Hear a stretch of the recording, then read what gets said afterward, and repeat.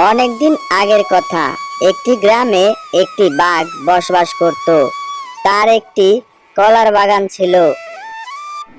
আহা, মাশাল্লাহ মাশাল্লাহ, আমার কলার বাগানে তো অনেক ভালোই কলা ফলেছে। আর কিছুদিনের মধ্যে কলাগুলো পেকে গেলে এগুলোকে বাজারে গিয়ে বিক্রি করব। দু চারটে কলা তো এখনই পাকা শুরু করেছে। এই বাগানে আমার ভালোভাবে পাহারা দিতে হবে, না হলে কোনো সময় কেউ এসে এগুলো চুরি করে নিয়ে যাবে। সেই জঙ্গলেই একটি বানর ছিল। সে কলা অনেক পছন্দ করত। না না, বেশ কিছুদিন ধরে কলা খুঁজছি, কলা পাচ্ছি না। ওইদিকে দেখলাম বাঘের বাগানে অনেক ভালো কলা ফলেছে, শুধু এখন পাকার পালা মাত্র।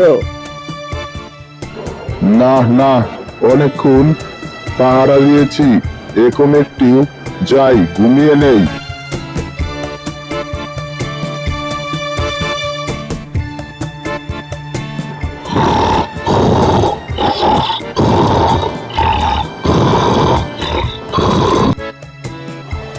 বাহ বাহ, এই তো বাঘের দেখি আজকে একটা কলার ছড়া পেকেছে।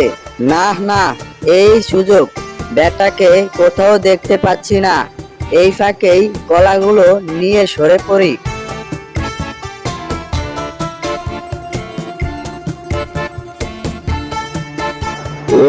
আহ, অনেক ঘুম হলো, যাই যাই, বাগানটাকে গিয়ে একটু দেখে আসি।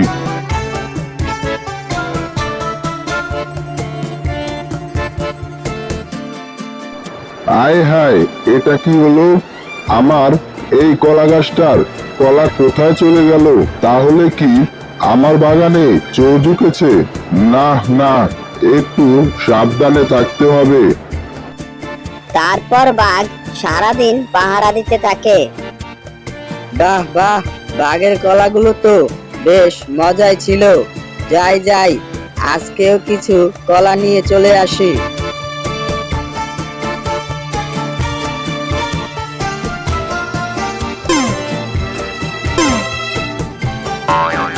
একই রে, বাঘ তো এখানে খুব কড়াভাবে পাহারা দিচ্ছে, কিভাবে আমি কলা চুরি করব? না না, করার কিছুই নেই, আজকে এখান থেকে চলে যাই। রাতে এসে একটু দেখে যাব বাঘের পাহারা কমলো কিনা।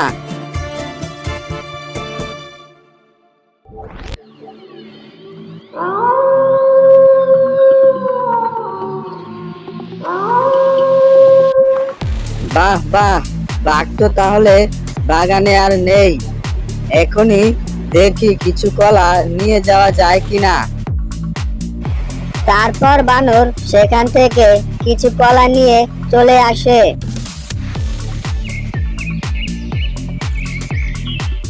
অন্যদিকে পরদিন সকালে বাঘ তার বাগানে এসে দেখলো আরেকটি কলার ছড়া নেই।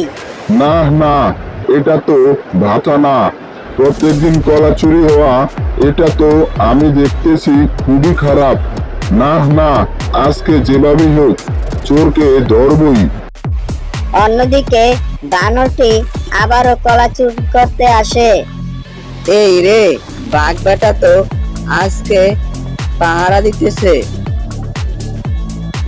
হঠাৎই বাঘ বানরকে দেখে ফেলে। কি রে বানর, তাহলে তুই আমার এতদিন কলা চুরি করতি?